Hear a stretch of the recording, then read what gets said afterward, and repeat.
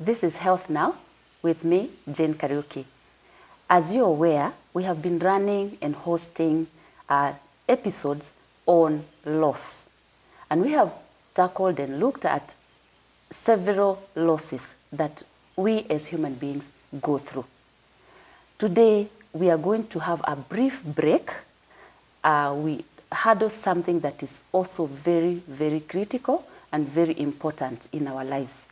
And we will come back to the issues of loss because we haven't exhausted all what we had planned for you.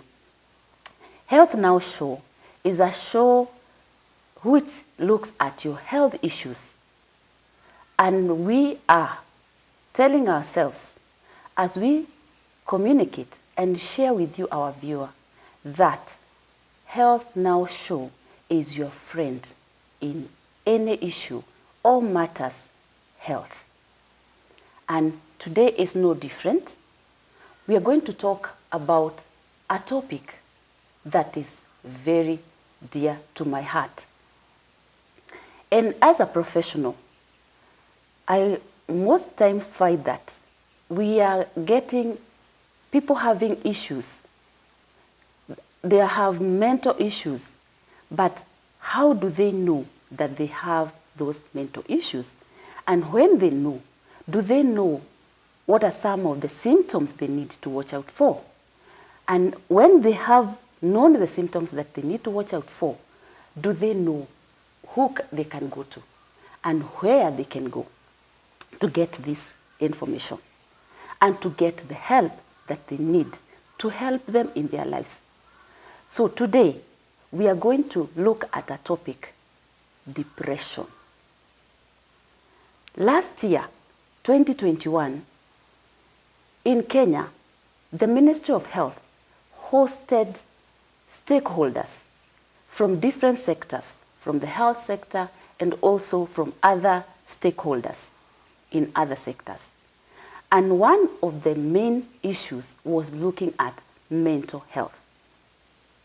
The participants in that meeting last year, May 2021, was that for every one person out of 4 people in Kenya who visit a health facility may be a hospital, may be a health center, may be a dispensary, for any health matter, not necessarily any mental health issue, but 1 out of 4 has a mental health issue. That is what the participants were told. What do I pick from there? I pick a few things. 1, mental health issues are many, they are common, and they are with us each and every day. 2, mental health need to be checked and to be looked into, because if we are living with them, if 1 out of 4 has a mental health issue, then it is an area of critical focus. In our Health Now show, we all are delighted to look into awareness and bring this out so that you, our viewer, you may be able to speak to yourself. Vile tunasemaga kujiita mkutano, calling yourself into a meeting and looking at some of the things that we are going to discuss today, and then seek help so that at the end we prevent some of the things that may come that may not be very desirable. Having said that, and having said and introduced our topic today, that we are looking at depression, we are going to divide it into 3. We are going to look at depression among children, depression among the young people, or in the young people, and also depression among the adults.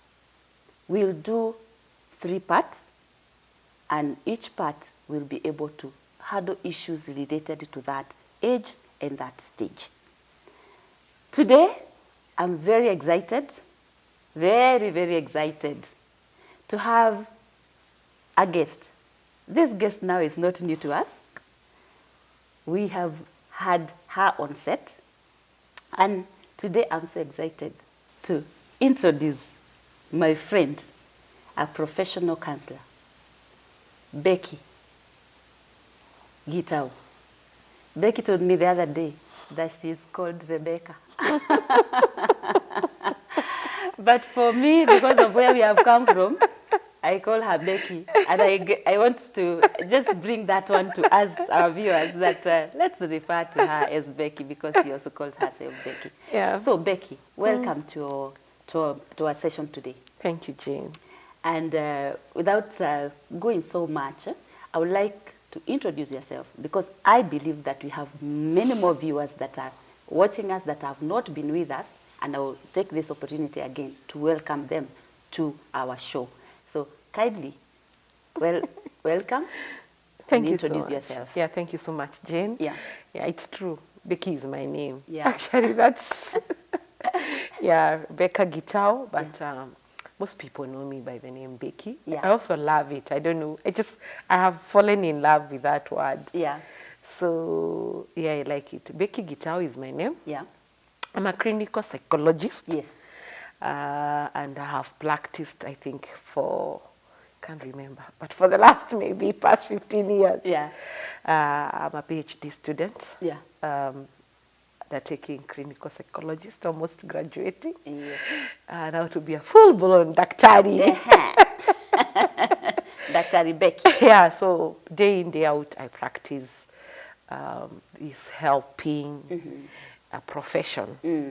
And I'm so excited that today we are talking about mental illness. Yes. Because what has happened is that in Africa, this is a very new topic. But I'm happy the way people are embracing.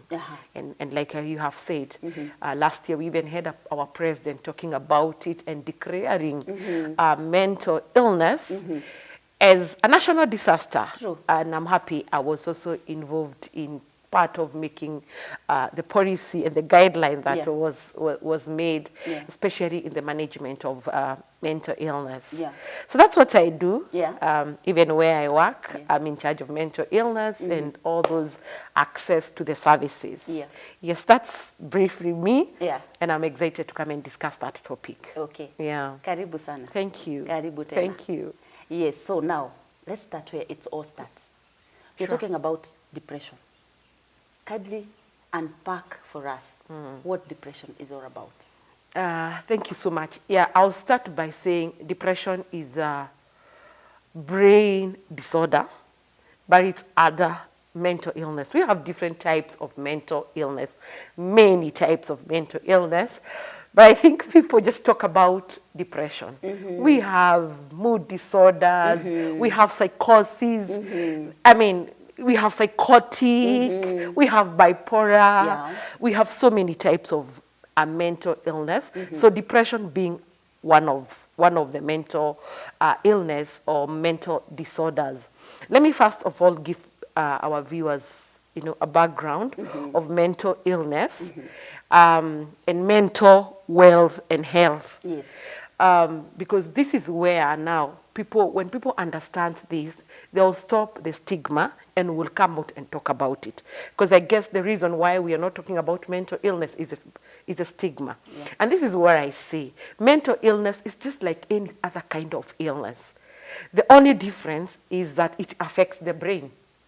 Other illness affects maybe have a stomach ulcer. It's still an illness. Other parts of the body. Other parts of the body. Yes. So this one is an illness that have affected my brain. And brain is everything. Yeah. Because brain is what guides me. It's what directs me. Actually, in a summary, let's say brain is just like an engine of the car. So if the engine of the car stops, the whole car cannot move. That's same with the mental illness. So when the brain is not functioning well, the whole system of the body will not function well. And I think that's why we are here, so that we can discuss this and tell the viewers that you are sick and you need to come out. And we tell the whole society, we need to stop stigmatizing Just the way I'll tell someone, I have stomach ache, and everyone will support me. Even when I have brain ache, people should support me. Yes, brain ache. Yeah, brain ache, because depression and mental illness. So what is this mental wellness? Mental wellness is when you are able to carry out your work, your daily routines and activity well. And even when you are under a stressful situations, you are able to negotiate.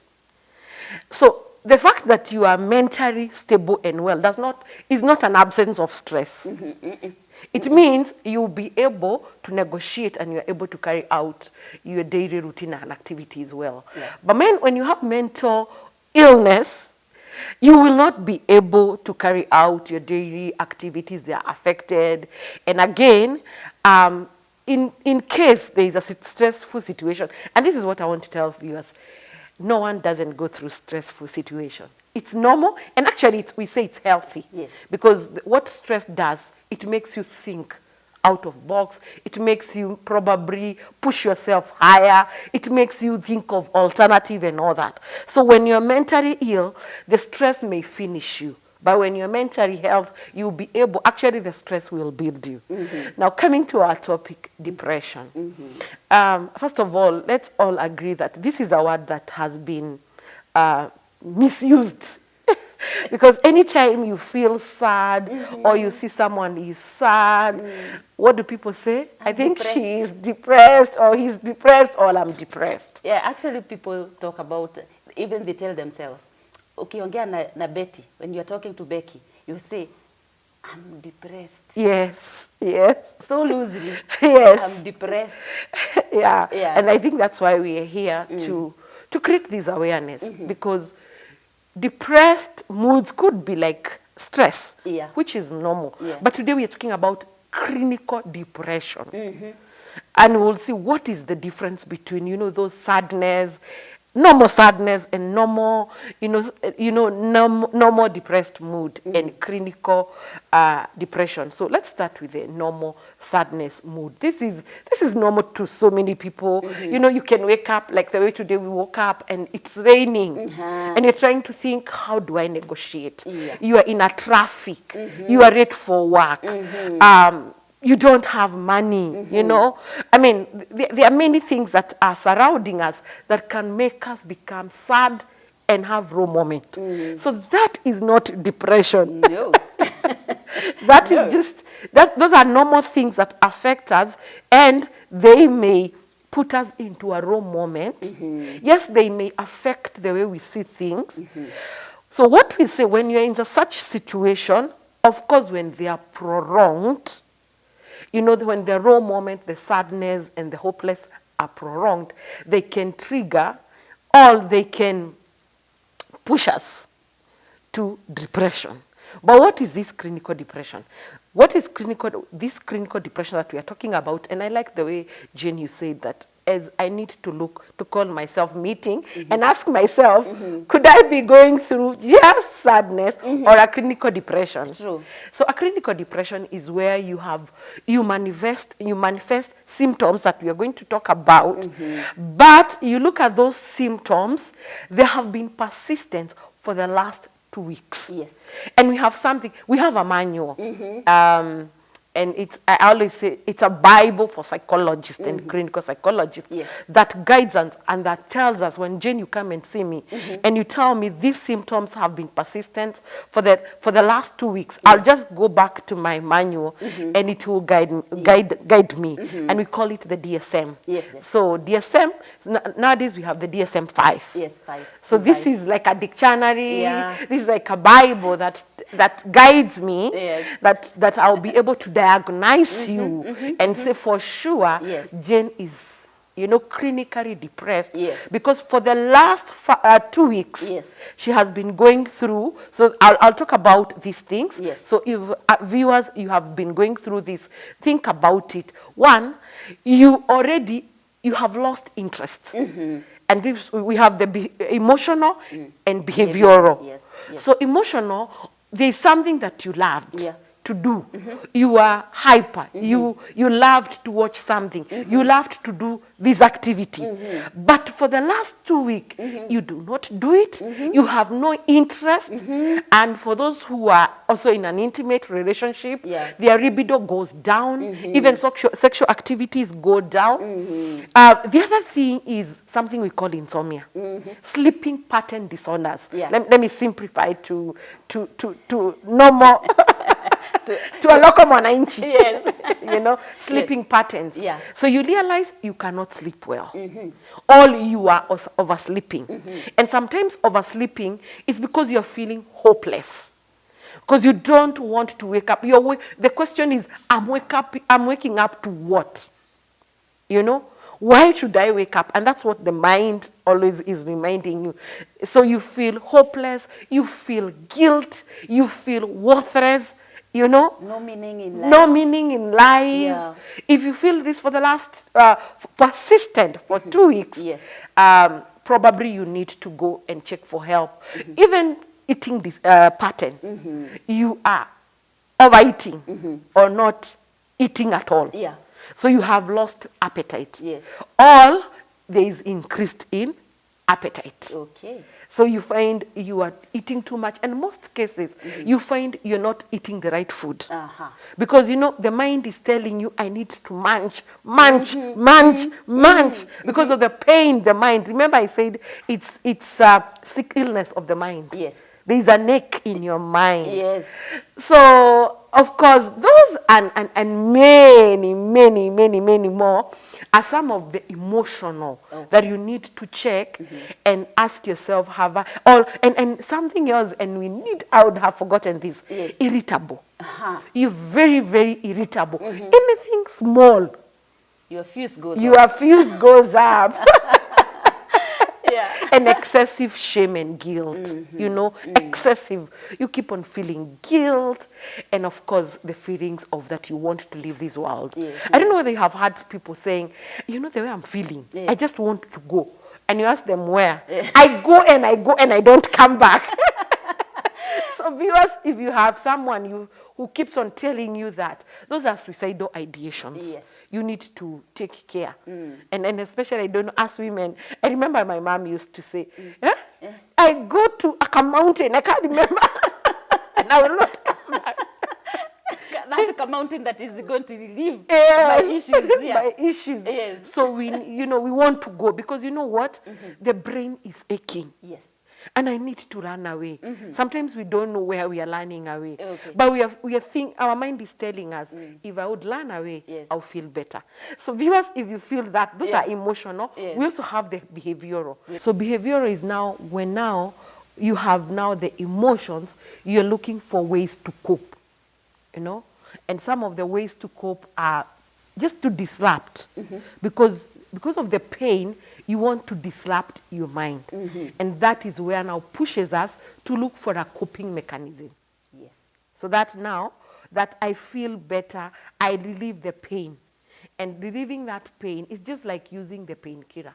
You know? You have the pain and you have not even been diagnosed why the pain, but you know we are good at prescribing medication to ourselves.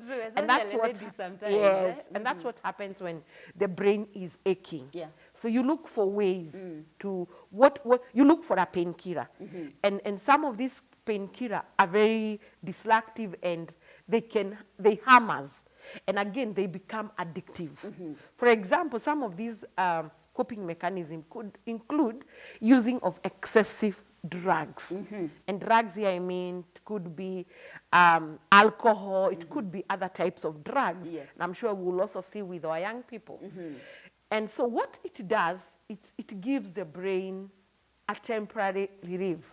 Because what depression does, it destroys some of the neurotransmitters that helps us, you know, like dopamine, serotonin, you know, those neurotransmitters that gives us joy, that helps us when it comes to sleeping patterns, you know, that controls pain. So depression finishes them and suppresses them. So what the mind is looking for is looking for alternative. Yeah. And you see, things like caffeine, things like alcohol would give you a temporary of those neurotransmitters. That's why when you see some people, when they are drunk, they become happy. You know, they have this thrilling mood. Those now it's dopamine, temporary dopamine that is being released. So when in the morning, because it goes, of course, so they would take it. That's why you hear people, I can't do without coffee. I can't do without alcohol. I can't do without, they become addictive, and now they train the mind, that the mind, because all of us need those thrilling, moments, and we need those release surge of neurotransmitters. So they train the mind that now the mind wants that. And we have so many things. It's not just alcohol. Zikomingi. I'm even ashamed to say something here, but I'll say it because we need to check ourselves. You see, even some of these hopping of religion hopping, I don't know whether... moving from one... exactly, that's why I was ashamed. One faith, probably one belief, one belief, one church, one faith. Today you are here, and you're like, I didn't feel what I was. He or she was not anointed. Then you're finding me after 2 months in another one. There's something that is aching the mind. And I don't know. And that's why I keep on telling even our Christian sisters and brothers, sometimes even people will take advantage of us when our brain is aching. Yes. Because, when we get there and there's all this prophecy, fake prophecy, so our mind gets that excitement. The relief. It requires. Yes. And then when we get home, we realize the relief is not there. So we realize actually he wasn't or she wasn't, then we hope. So there are many behavioral mechanisms we find ourselves in, and people don't know how to interrupt it. But this is what I want to say in behavioral. If you find yourself you can't do without something, you need to check why. There is a problem. Ask yourself, yes, why? I can't sleep without listening to the music. Because sleeping should be normal. Yes. I can't sleep before I take coffee. I can't do this before I do this. Probably what we are saying is, you are inducing that situation that you want. Yes. The level of the performance that you want. Yes, exactly. So you induce it with different things. Yes. But it is actually numbing the pain. Yes. Go ahead. It's not addressing the problem. Even what we are seeing right now, we are seeing a lot of usage of technology. We are so addicted to our phones. Yes. We're always on social media. We are so addicted, we can't do without it. We need to ask ourselves, could we be running away from something? There are people who cannot keep their phones down. Usage of even watching of pornography.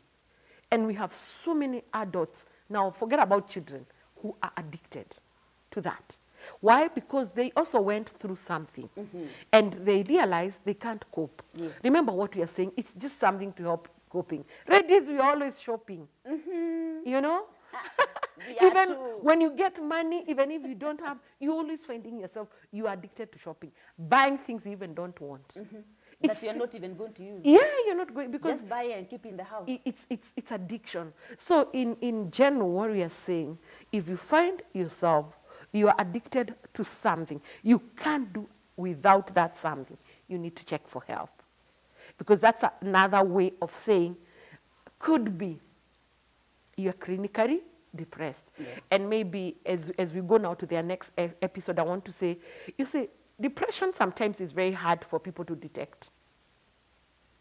Because you see, when you have an ache, when you have a toothache, it's easy. Yes. But we live with people, like you said, out of 5 people, 2 or 3 are depressed. So we are living with depressed people. Yes. And that is why you see, and sometimes it's hard to know that I'm depressed. That's why we are here to create awareness. When you saw those signs, take care. And I'm sure, Jane, you have seen people killing each other, and you're asking, But they looked normal. And they were so friendly. Yeah, they were so friendly. Because you see, it's a brain that is aching, and it's hard to see the brain. But we see the symptoms, but we keep quiet, or we overlook. Because hakuna mahali inamuuma. Hakuna. Exactly. So that is a background of depression, and depression can affect anyone. Anyone, including me, the clinical psychologist. Anyone is prone to depression. But now, there are few things that contribute to depression. So before maybe we go to the next episode, allow me to say this. Okay, go ahead. There are things that I tell people you need to check, so that because they can predispose you to depression. For example, depression is associated to genetic. In other words, what I'm saying, if in your lineage, there was someone who had mental illness, Yes.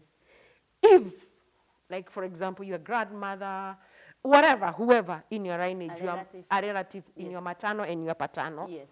and you go through psychosocial stressors, possibilities of getting into depression is very high. True. So that is one that predisposes you to depression.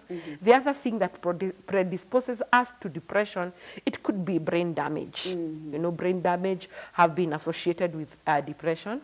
Of course, the most common that all of us are in, we call it the environmental or psychosocial stressors. Yeah. Environmental are these day in, day out things. Yes. Loss of jobs. Remember last year, COVID, and last year but one, things were very, very hard. Yes. You know, economy. Even right now, I was telling some people now, I'm coming up with ways of how I will support our politicians, because I know several who are vying, and probably some of them will not make it. Yes. Possibilities of finding themselves into depression because they have invested a lot of money. A lot of money and time. Time and themselves. And The hope and everything. Then something else, you know, in psychosocial stressors that is very common is issues to do with marital stressors. Yes. I do this, and like I told you, I have practiced this, but last year and this year, I don't know, my clientele base have increased, especially in marital. And I want to say this, even in a church setup. Everywhere. So, you know, sometimes we say divorce, separation, dysfunctional marriages are out there, even in a church setup. Yes. There are many. And we need to... Because Betty, we are in the community. We are in this community. Oh, so we are community. We are in church or outside the church, we are in the community. And we are people. We are people. And the environment is affecting all of us as human beings. Kindly go on. Yes, so I've seen that. And you see when, and maybe I'll move now there, when there are issues in marriage and in family, everyone gets affected. Yes. Whether it's the children, yes, whether it's us, the adults. Yes. So maybe next time we'll look at how do we deal with such issues so that we protect even our kids. Yes. Now, that's why you're seeing our children now getting into depression. Our young people getting into depression. Yes. Because we are also into Yes. depression, and the things that we are going through, they are seeing. So that is, I've talked about genes, I've talked about brain damage, I've talked about psychosocial stressors, Yes. And something else is prolonged illness. Yes. You know, prolonged pain. Yes. You have this illness that is really prolonged. It can push you to depression. And of course, the economic, which is under psychosocial. Yes. So those are some of the things that can predispose us to depression, and they are normal to us. So Normal. that tells you Yes. majority of people are depressed. Like clinically. Clinically, Yes. clinically they are. Yes. There is one more that really comes out, but so hidden. Traumatic experiences, Sure. whether childhood or even in adult. You have gone through this traumatic experience and there's no help. You've not gotten any emotional or psychological help. Yes. Probably you can mention that a bit. Yes, and I remember we sat down here and we talked about issues to do with sexual violence. Yes. And there are many things sexual violence is not the only thing that can push us to trauma. Yeah. There are many things that can push us to trauma. As we were growing, we've gone through neglect, abuse, you know, accidents, so many things that we go through and push us to trauma, and we have the traumatic experience. And what, like you have said, Jane, if they are not addressed, again, they can predispose us into depression. And there are many. A lot of people have gone through negative childhood experiences. A lot. But you see, the generation that we are in, we weren't talking about mental illness.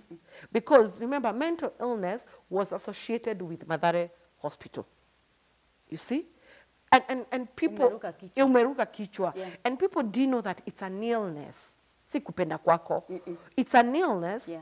And that the way we have a cancer center is the way we have Mathare Mental Hospital. It's the same. We have Kikuyu Eye Hospital. We have Kijabe. For the bones. For the bones, So even Mathare. But you see the notion people took, that's why we couldn't talk about those traumatic. You keep quiet, it eats you, then you start projecting some behaviors, and people like, what happened?